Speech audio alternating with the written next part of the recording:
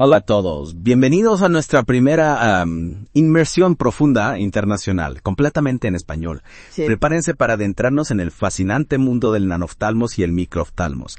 Dos condiciones que pueden sonar intimidantes, pero que hoy vamos a desmitificar. Tenemos un montón de investigaciones que nos ayudarán a comprender mejor estas condiciones donde los ojos son más pequeños de lo normal. Así es. Y aunque a simple vista puedan parecer similares, el nanoftalmos y el microftalmos tienen características distintivas que los diferencian. Me intriga eso. ¿Podría explicarnos un poco más sobre esa diferencia? A veces me confundo con los términos. Claro que sí. Imaginemos un árbol genealógico. El microftalmos sería el tronco principal, abarcando cualquier ojo anormalmente pequeño. El nanoftalmos, en cambio, sería una rama específica de ese árbol, un tipo severo de microftalmos donde la longitud del ojo es extremadamente corta, menor a 20 milímetros. Entiendo. Entonces, si alguien tiene nanoftalmos, automáticamente también tiene microftalmos, ¿cierto? Exactamente. Y además del tamaño, el nanoftalmos presenta otras particularidades, como la microcórnea, que es una córnea más pequeña de lo normal, y una alta hipermetropía. Imagínense intentar enfocar una imagen con un ojo tan pequeño. Es todo un desafío. Increíble. Ahora entiendo por qué el cálculo de la lente intraocular, o LIO, para la cirugía de cataratas en estos casos es tan complejo. Sí, esa es una de las mayores dificultades que enfrentan los oftalmólogos. Las fórmulas tradicionales para calcular la potencia de la LIO, como la SRKT, que se basan en la longitud axial del ojo, no son tan precisas en ojos tan pequeños. Claro, porque la anatomía del ojo es completamente diferente. Exactamente. Por eso, los investigadores han estado buscando alternativas.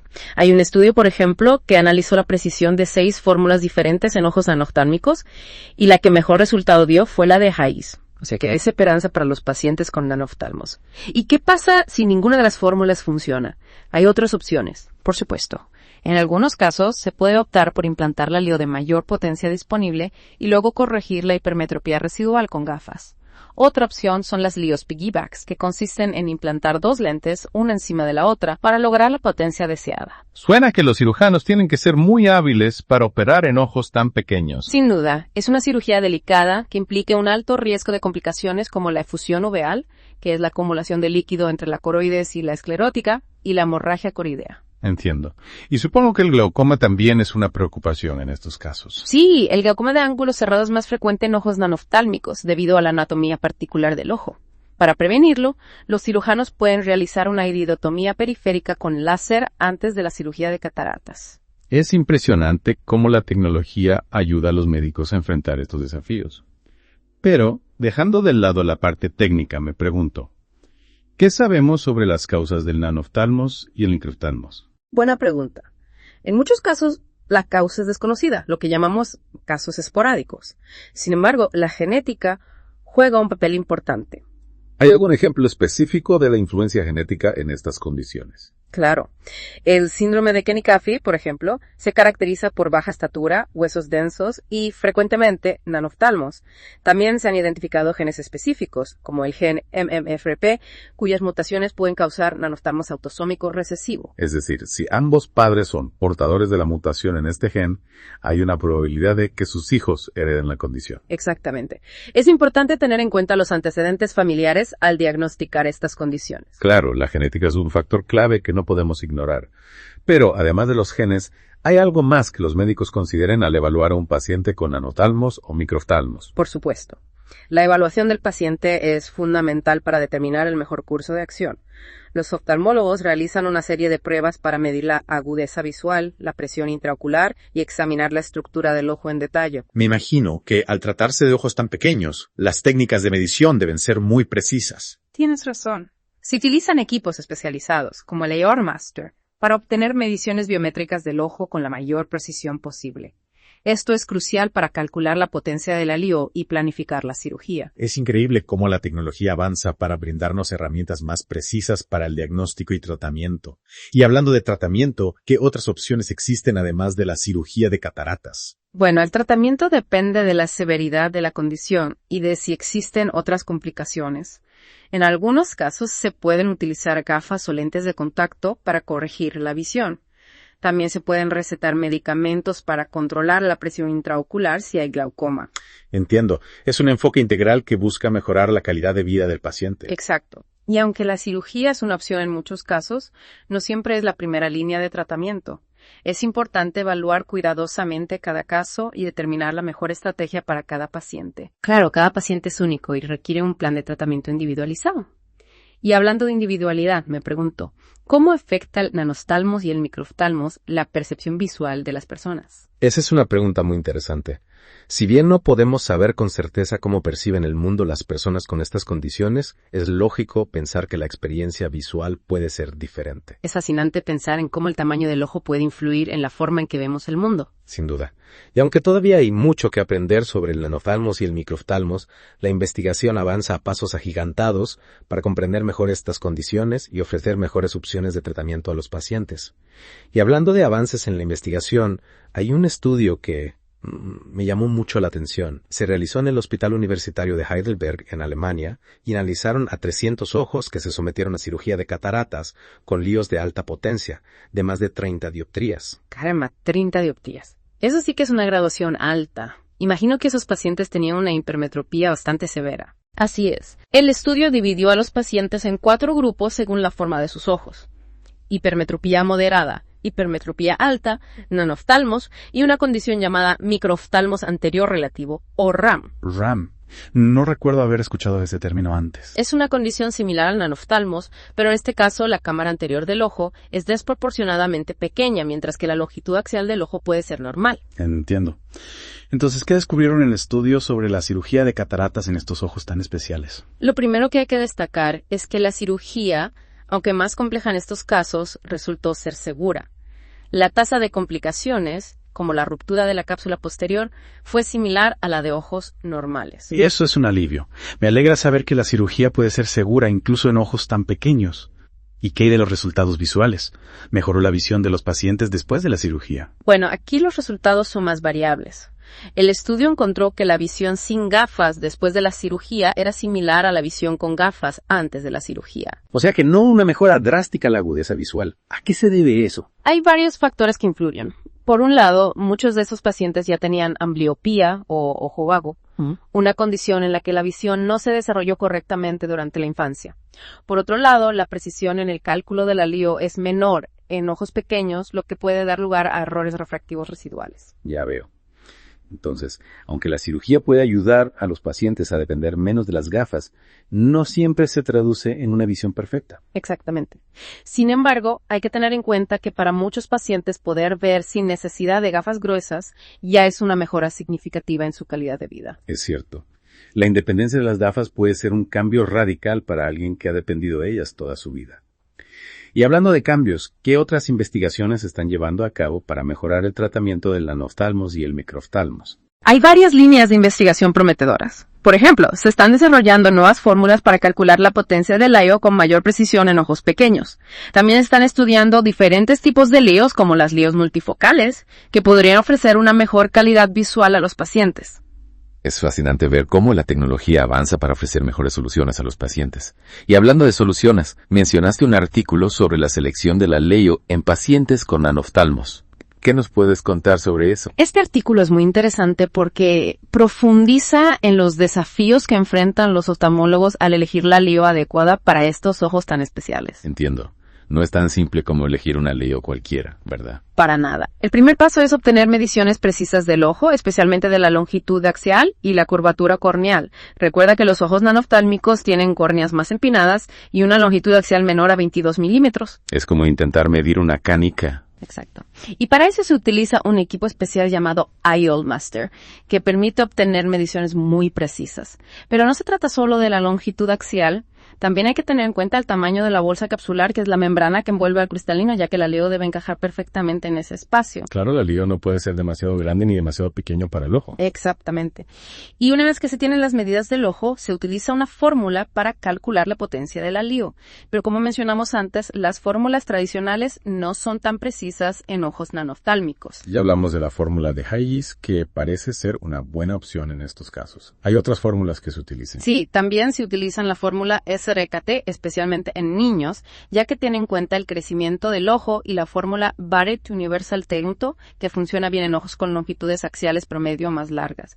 La elección de la fórmula depende de las características específicas del ojo del paciente. Entonces, no hay una fórmula única para todos los casos. Es un proceso personalizado. Y una vez que se ha elegido la fórmula y se ha calculado la potencia de la LIO, ¿qué otros factores se tienen en cuenta? Hay que considerar, por ejemplo, si se va a subcorregir la potencia de la LIO, es decir, calcular una potencia ligeramente menor a la ideal para evitar una miopía significativa en la edad adulta, especialmente en niños. Es como predecir el futuro del ojo. En cierto modo, sí. Y también hay que elegir el tipo de LIO que se va a implantar. Hay diferentes tipos de LIOs. Sí, las hay. Las LIOs monofocales son las más comunes y permiten enfocar a una sola distancia, generalmente de lejos. Las LIOs multifocales, en cambio, permiten enfocar a varias distancias, lo que reduce la necesidad de usar gafas. Eso suena genial. Se pueden usar LIOs multifocales en ojos nanoftálmicos. Aunque no son tan comunes en estos casos, se están utilizando cada vez más, especialmente en niños, para corregir la visión de lejos y de cerca al mismo tiempo. Es fantástico que la tecnología esté avanzando para ofrecer más opciones a estos pacientes. Sin duda. Y no olvidemos que el tamaño y el material de la LIO también son importantes. La bolsa capsular más pequeña en ojos nanoftálmicos exige una selección cuidadosa del diámetro y el material de la LIO para garantizar un ajuste perfecto y evitar que se mueva dentro del ojo. Claro, eso sería un problema. ¿Hay alguna técnica especial que se utilice para asegurar la LIO en su lugar? Sí, se utiliza una técnica llamada captura de la óptica, que consiste en colocar la parte central de la LIO llamada óptica detrás de una abertura circular en la cápsula posterior del cristalino. Cápsula posterior. Es la membrana que queda después de extraer el cristalino durante la cirugía de cataratas. La captura de la óptica ayuda a estabilizar la LIO y a prevenir que se desplace. Entiendo. Es como si se creara un pequeño bolsillo para la LIO, y en caso de que la bolsa capsular no sea lo suficientemente fuerte para sostener la LIO, ¿qué se hace? En esos casos se pueden utilizar otras técnicas de implantación como la fijación escleral, que consiste en suturar la LIO a la esclerótica, a la parte blanca del ojo. Parece que los cirujanos tienen que ser muy ingeniosos para encontrar soluciones en estos casos tan complejos. Y después de la cirugía, ¿qué tipo de seguimiento necesitan los pacientes con nanoftálmicos? El seguimiento postoperatorio es crucial para detectar y tratar cualquier complicación que pueda surgir. Se realizan exámenes periódicos para evaluar la visión, la presión intraocular y el estado de la LIO. Es un proceso largo, pero es admirable la dedicación de los médicos que se esfuerzan por brindar la mejor atención posible a estos pacientes. Sin duda. Y hablando de esfuerzos, la investigación en el campo del nanoftálmos no se detiene. Se están desarrollando nuevas tecnologías como las LIOs personalizadas que se adaptan a la anatomía específica de cada ojo. También se están utilizando algoritmos de inteligencia artificial para mejorar la precisión en la selección de la LIO. Es increíble cómo la tecnología está transformando la oftalmología. Pero más allá de los avances tecnológicos, ¿hay algo más que los médicos consideren importante en el manejo del nanoftálmos? Sí, la genética juega un papel fundamental. Claro, habíamos hablado de los genes implicados al principio, pero ¿por qué es tan importante la genética en el contexto de tratamiento? Identificar los genes específicos que causan el nanoftálmos en un paciente puede ayudar a predecir el riesgo de complicaciones como el glaucoma o el desprendimiento de retina y a guiar las decisiones de tratamiento. Es como tener un mapa que nos indica las zonas de riesgo y nos ayuda a trazar la mejor ruta para el paciente. Exactamente.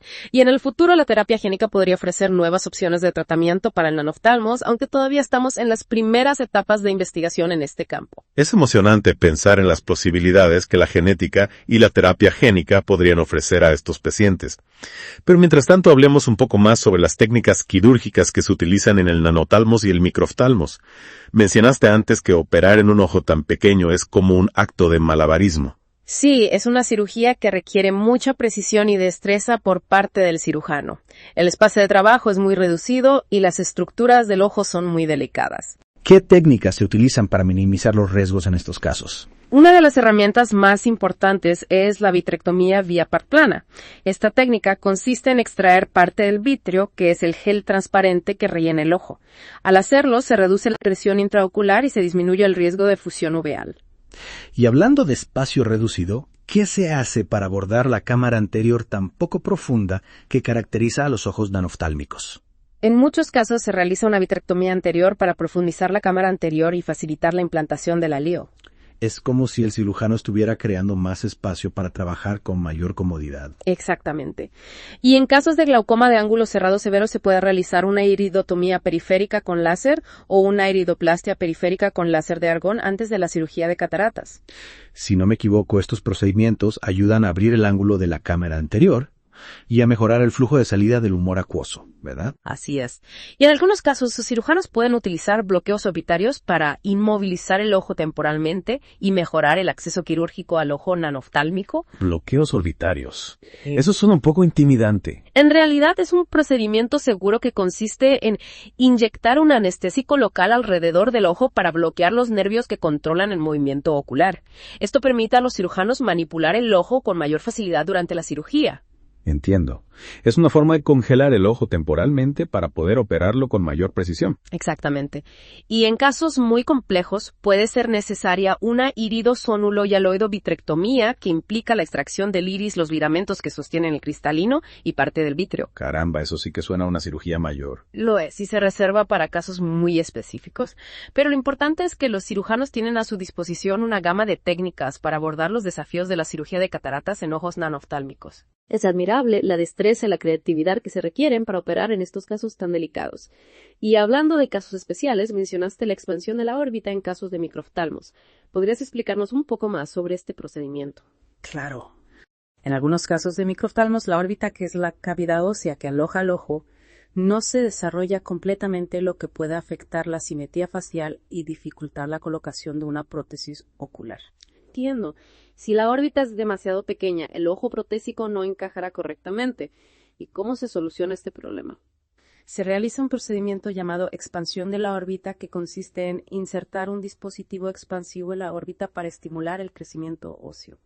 ¿Y en qué consiste este dispositivo? Hay varias técnicas, pero una de las más comunes es la orbitotomía ósea expansiva con un dispositivo de balón inflable. Se realiza una pequeña incisión en el hueso de la órbita y se inserta un balón que se infla gradualmente para expandir la cavidad ósea. Suena algo futurista. Un poco sí, pero es un procedimiento que puede marcar una gran diferencia en la vida de los pacientes con microftalmos, ya que les permite tener una prótesis ocular que se ajusta bien y que les da una apariencia más simétrica. Es increíble cómo la medicina encuentra soluciones para problemas tan complejos. Y me imagino que el manejo del nanoftalmos y el microftalmos requiere un enfoque multidisciplinario. Sin duda.